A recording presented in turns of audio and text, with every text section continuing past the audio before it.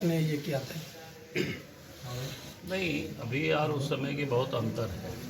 आप सब लोगों को मैं बताना चाहूँगा 1932 क्या कहते हैं 2000 में जब अलग राज्य बना 15 नवंबर को, और हमारे लिए सौभाग्य था हम इस राज्य के मुख्यमंत्री बने थे।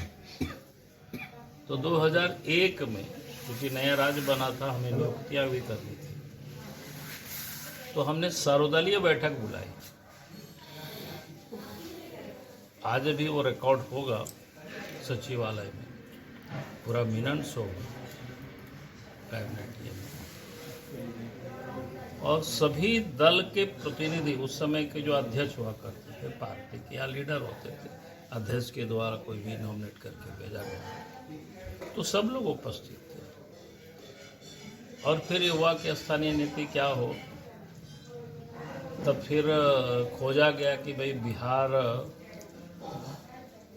जब एक साथ हम लोग थे तो वहाँ स्थानीय नीति क्या था, थर्ड और ग्रेड की नियुक्ति के लिए। तो बिहार सरकार ने 1982 में, इस समय जगन्नाथ मिश्रा बिहार के मुख्यमंत्री हुआ करते थे, तो उन्होंने 1982 में स्थानीय नीति बनाई थी।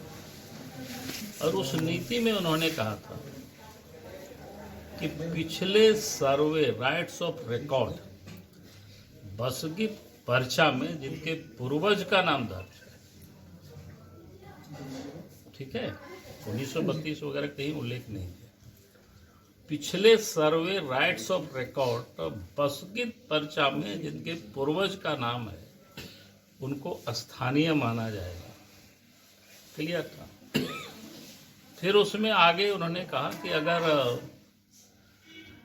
उनको प्रायोरिटी दी जाएगी तो प्रायोरिटी कैसे तय होगी, इसका उन्होंने कहा कि अगर दो लोग बराबर योग्यता रखते हैं,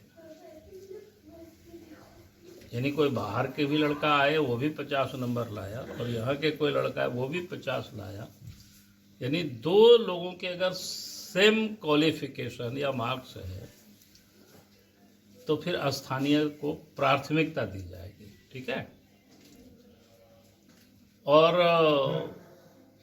सर्वदलीय बैठक में सबों ने सर्वसम्मत से कहा, जो बिहार सरकार के द्वारा 1982 में जो स्थानीय नीति बनाई है सरकार ने, झारखंड सरकार को भी उसी को अंगीकार करना चाहिए, एडॉप्ट करना चाहिए।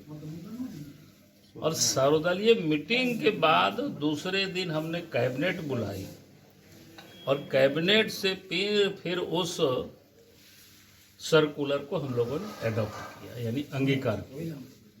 कोई हम लोगों ने नया नहीं बनाया।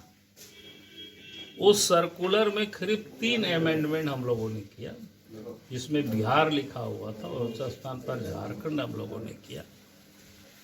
बिहार की राजधानी पटना है तो उसमें पटना लिखा हुआ था, उस स्थान पर हम लोगों ने झारखंड हुआ।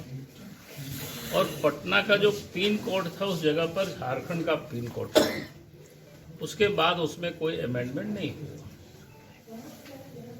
लेकिन उस समय बाद में कुछ हंगामा हुआ, कुछ लोगों ने कोर्ट चले गए, फिर कोर्ट ने कुछ निर्देशों के साथ उसको वापस कर दिया, यानी उसको निरस्त किया एक प्रकार से कुछ सुझावों के साथ। बाद में तो फिर हट गए, लेकिन मुद्दा चलते रहा।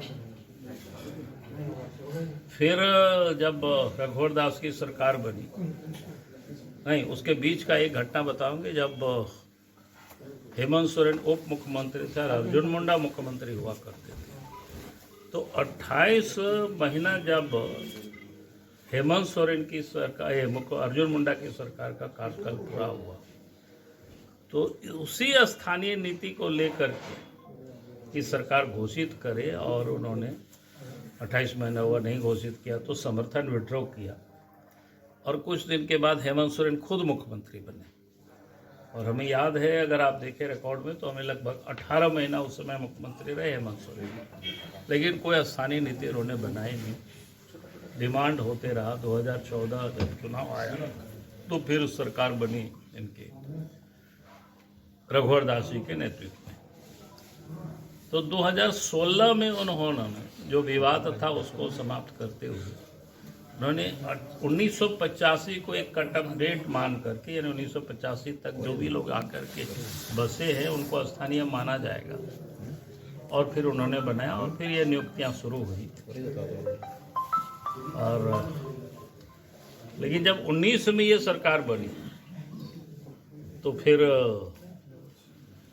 21 में इन्होंने उस नीति को रद्द कर दिया। 21 में उन्होंने रद्द कर दिया और इन्होंने अपनी ओर से एक नियोजन नीति ले आए जिसको अभी हाईकोर्ट ने रद्द किया। उसमें से क्या ले आया था? उसमें से कहा कि जो 10th और 12th पास झारखंड से जो बच्चे करेंगे वही झारखंड में 3rd और 4th ग्रेड की नियुक्ति में के हकदार होंगे।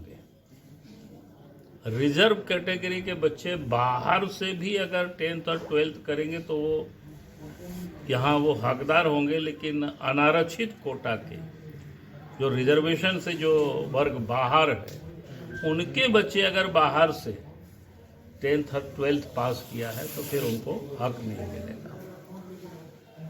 तो स्वाभाविक है, हम लोगों ने उस समय भी विरोध किया था। हम बोले कि भाई इस प्रकार से आप बड़ी वर्गों को आप वंचित करेंगे तो ये तो कहीं भी उचित नहीं है। कोई भी लोग कोर्ट जाएगा तो कोर्ट इसको निरस्त करेगी। और उसके बाद इन्होंने दूसरा और उसमें किया था कि हिंदी और अंग्रेजी को समाप्त कर उसको उर्दू को इन्होंने बड़ा प्रमुखता दी और कोर्ट गया तो कोर्ट ने निरस्त किया। अभी लड़का आंदोलन करे सड़क में। तो मैं ये कह रहा था कि उस समय जो नीति बनी तो हमने पर्याप्त चर्चा कराई सर्वदलीय मीटिंग करके। अभी जो इन्होंने किया जो 1932 की बात करता है, भाई अब झारखंड में अलग अलग जगहों पर अलग अलग वर्ष में सर्वे हुआ है। जैसे कोल्हान में ही शायद 1932 में नहीं हुआ, यहाँ लोग बोलता है 1964 या 65 में हुआ है, और भी कई जगहों पर इसी प्रकार से हुआ।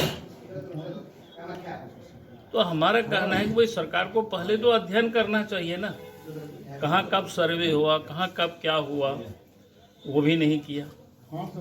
सर्वदलीय मीटिंग भी नहीं बुलाते हैं। विधानसभा में भी जब बिल पारित करा, बिल तो नहीं हो सकता, एक संकल्प जब पारित कराते हैं तो चर्चा तक नहीं कराते, उससे भी वो भागते हैं। तो भाई हम लोग कहाँ सुझाव दे सकते हैं? तो हम लोग बताते हैं भाई इसमें से क्या कठिनाई है।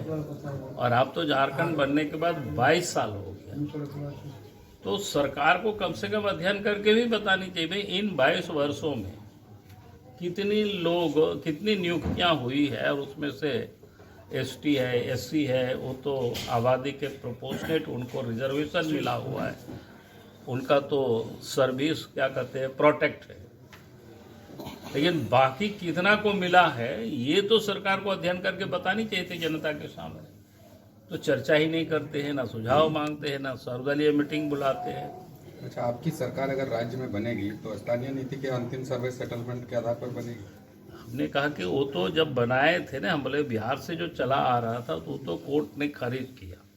अब सरकार बनेगी तो फिर से सारे लोगों को बिठा करके, हम तो हेमंत सोरेन को भी कहते हैं कि भाई आप सारे लोगों से बैठ करके एक दिन नहीं 2 दिन चर्चा करें, कानूनी सब प्रकार के लोगों के साथ, ताकि फिर बार बार हमारे झारखंड के बच्चे सड़क पर नहीं आवे।